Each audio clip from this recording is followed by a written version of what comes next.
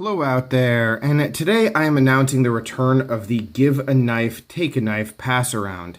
And that pass around is something that I started for the first time a little bit over a year ago, and I tested it out really. I did it on a pretty small scale, and then I sort of forgot about it. You know, the plan was always to continue the pass around and get it going to a greater degree, and that just never came to fruition. And here I am now, excited because, yeah, now's the time. For some reason, I just decided to come back to this idea and revisit the concept on a bigger level and hopefully for a longer period of time. So if you're not familiar with it and you haven't seen the first videos, which I'm guessing most of you haven't, so I'll link to them down below. But the whole idea was that you get a group of knives, 4 or 5, or in this case, it's going to be 6, I believe, 6 knives, and you send it out to somebody.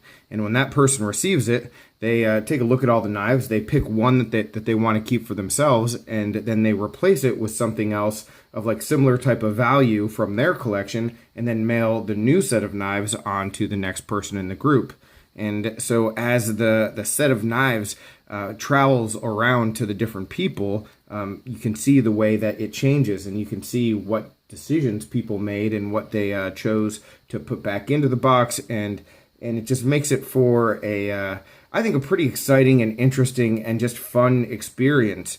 And that's really what my experience was the first time, you know, even though it was just a small group of people with other like channels on YouTube and friends of mine from Instagram, stuff like that.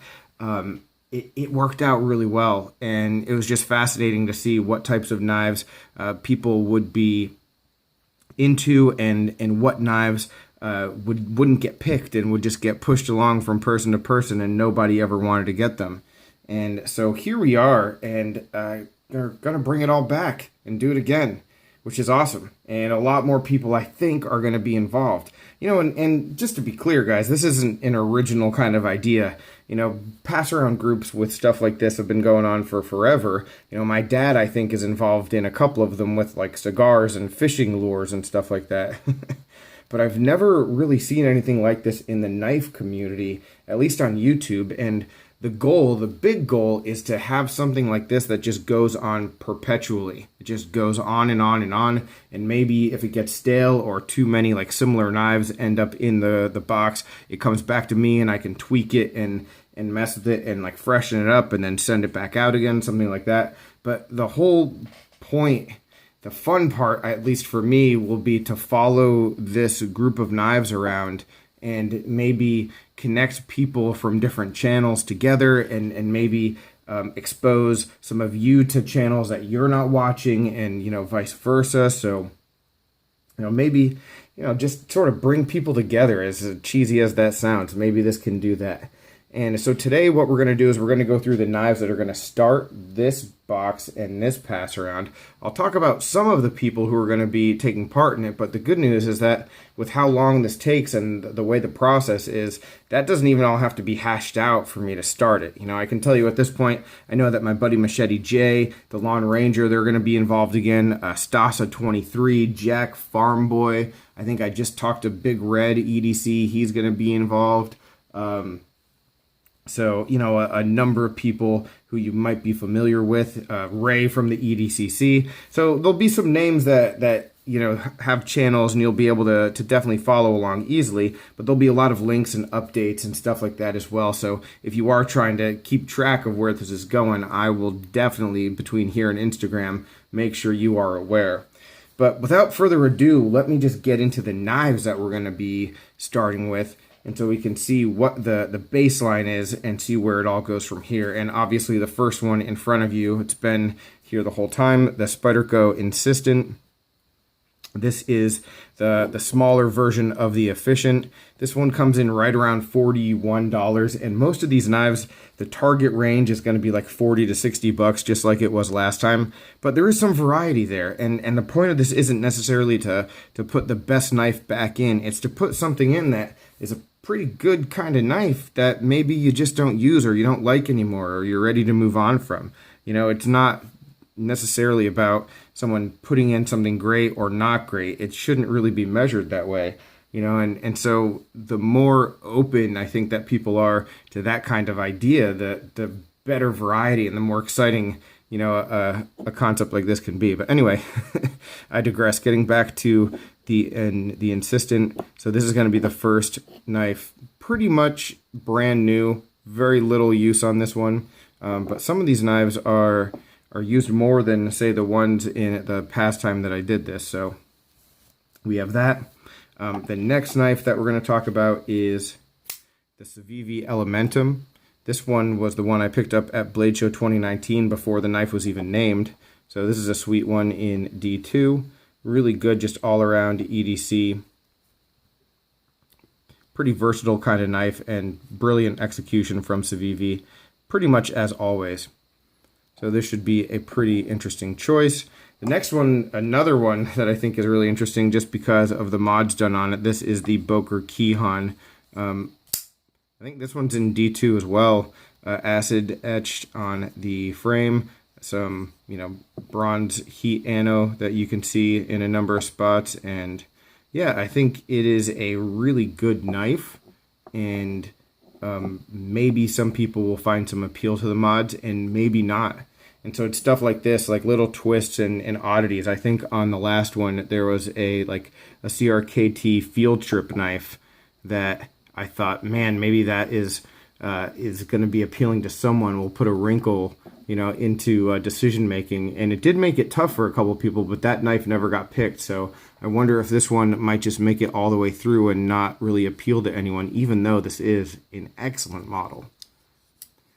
All right, and then next,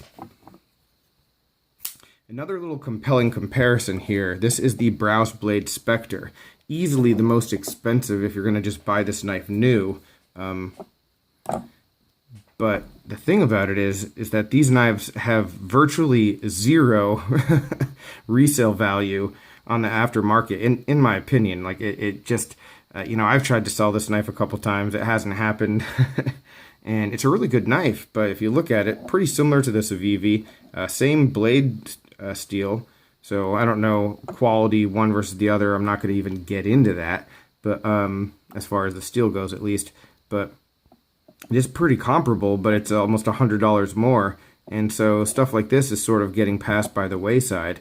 So yeah, if these two are in the box together, I wonder, what someone might pick and what someone might value. Two more knives, and again, continuing with just trying to keep things, keep people on their toes and pull something out of left field. Here is a case knife.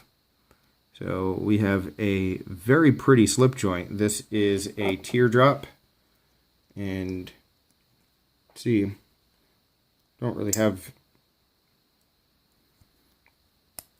fingernails right now, but it's a great one. Really classy little piece. I love the color of these handle scales.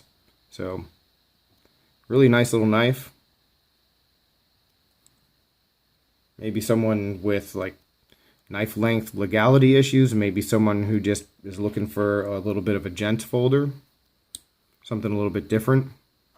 And then I realized once I'd picked all these knives, I was like, these are all like 3-inch, sub 3-inch blades. Like maybe the Kihon's a little bit longer, but we don't really have anything like big for someone who likes a big beefy knife. And so I decided to go with this. So this is the HK Conspiracy, and this thing is just an animal. This is from back when Benchmade was still producing this line. This is an overseas produced titanium frame lock, believe it or not, with 9CR13 MOV blade steel. So it's sort of budgety, but it has titanium frame, so it does have some unique characteristics, an odd combination of things, but then just the design itself is not the most EDC or pocket friendly, but it's just a big tank. It's a strong, overbuilt knife, not necessarily particularly good in the pocket, but I think it has a great cool factor. And yeah, it might be just a good accompaniment to someone who's like a gun owner or someone who just likes the collectability of like this old kind of design. I don't know. I got this as a gift from a great viewer.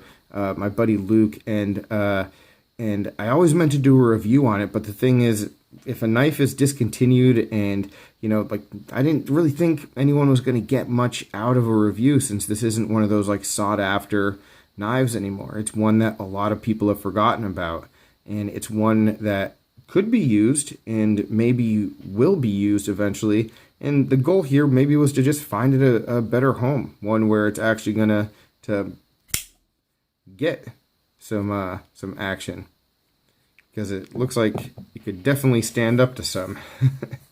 And yeah, once these go out, I'm really excited to see how all this stuff changes.